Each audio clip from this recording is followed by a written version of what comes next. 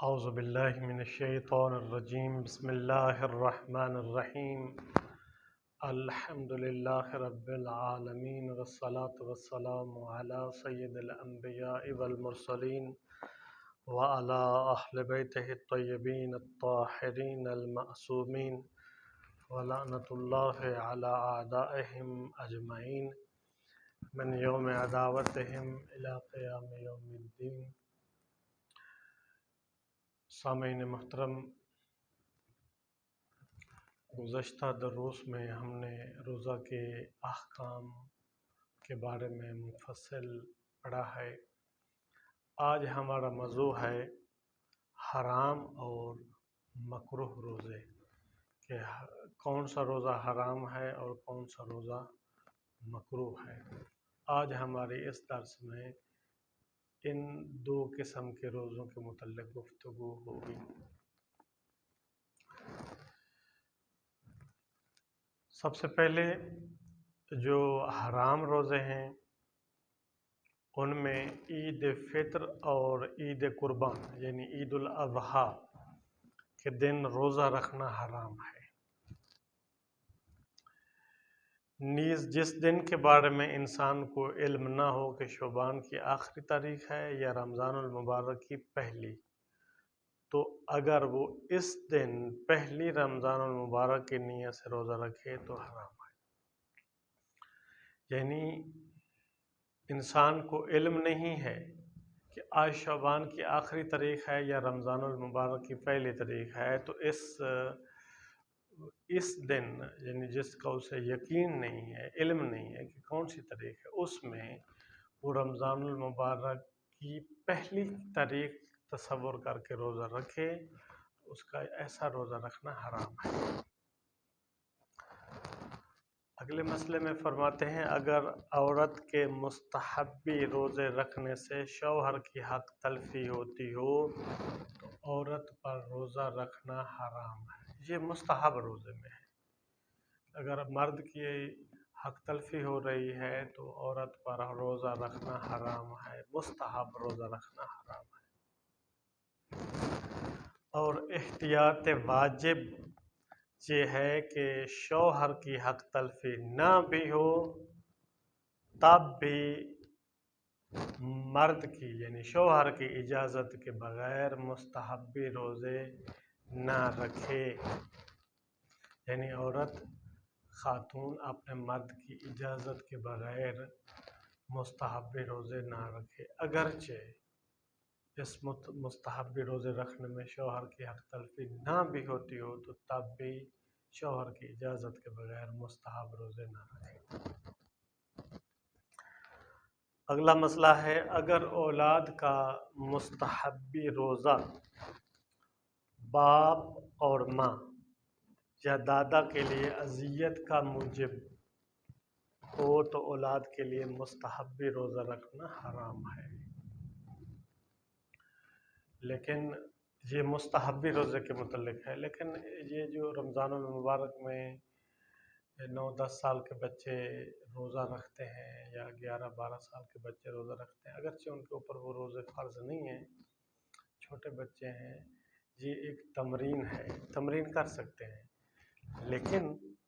اگر وہ ماں باپ یا دادا کے لیے اذیت کا موجب بنے تو مستحب روزے رکھنا ان کے لیے بھی حرام ہے۔ اگر کوئی بیٹا باپ کی اجازت کے بغیر مستحبی روزہ رکھ لے اور دن کے دوران باپ اسے منع کرے تو اگر بیٹے کا باپ کا کہنا نہ ماننا باپ کی اذیت کا موجب ہو تو بیٹے کو چاہیے کہ روزہ توڑ دے۔ مستحبی روزہ رکھا ہے بچے نے لیکن باپ کے لیے اذیت کا سبب ہے اور دن میں باپ اسے جو ہے منع کرے کہ روزہ نہ رکھو تو بیٹے کو چاہیے کہ وہ روزہ توڑ دے۔ اگر کوئی شخص جانتا ہو کہ روزہ اس کے لیے مضر نہیں ہے تو اگرچہ ڈاکٹر کہے کہ مضر ہے اس شخص کو روزہ رکھنا چاہیے،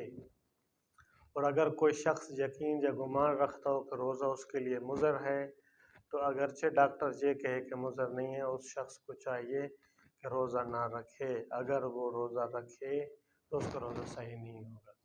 بات سیدھی سی ہے، اگر ایک انسان کو یقین اور اطمینان ہے کہ روزہ اس کے لیے مضر نہیں ہے، لیکن ڈاکٹر کہہ رہا ہے کہ آپ روزہ نہ رکھیں، آپ کے لیے مضر ہے، تو اس صورت میں وہ روزہ رکھے۔ اور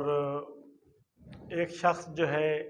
یہ یقین اور گمان رکھتا ہے کہ روزہ اس کے لیے مضر ہے، لیکن ڈاکٹر نے کہا ہے کہ روزہ مضر نہیں ہے، تو اس صورت میں وہ روزہ نہ رکھے۔ اگر وہ روزہ رکھے گا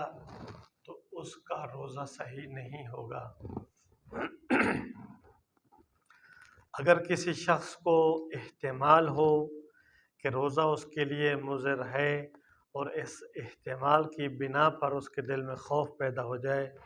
تو اگر اس کا احتمال لوگوں کی نظر میں قابل قبول ہو تو اسے روزہ نہیں رکھنا چاہیے۔ اگر روزہ رکھے گا تو روزہ صحیح نہیں ہوگا۔ مسئلہ نمبر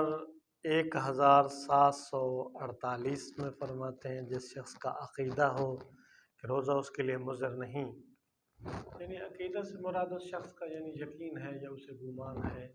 روزہ اس کے لیے مضر نہیں ہے،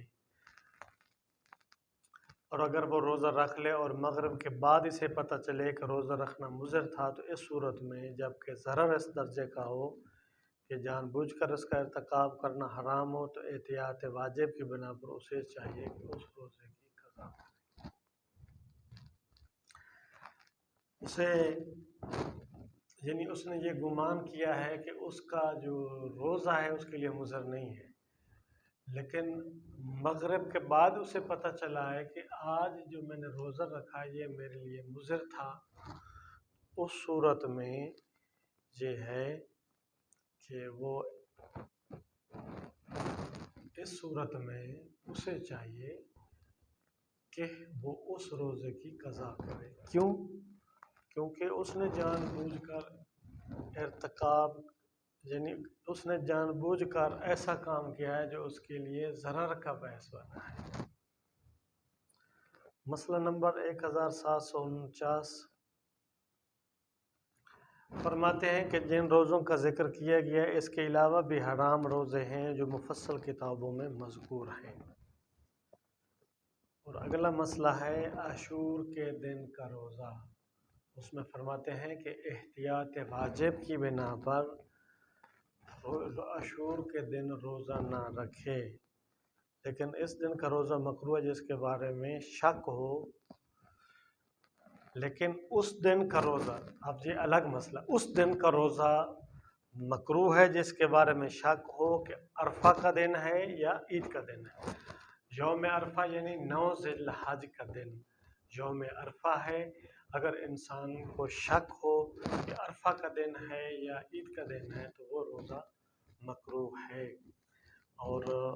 عاشور کے دن احتیاط واجب یہ ہے کہ روزہ نہ رکھے، اس دن عاشور کے دن فقط جو ہے وہ فاقہ ہوتا ہے عصر تک، یعنی بغیر کوئی چیز کھائے پیے انسان رہے، اور عصر کے وقت عصر عاشور اپنے فاقے کو توڑے، کسی چیز سے کوئی چیز کھائے پیے۔ صلی اللہ علیہ وسلم الطاہرین۔ اللہم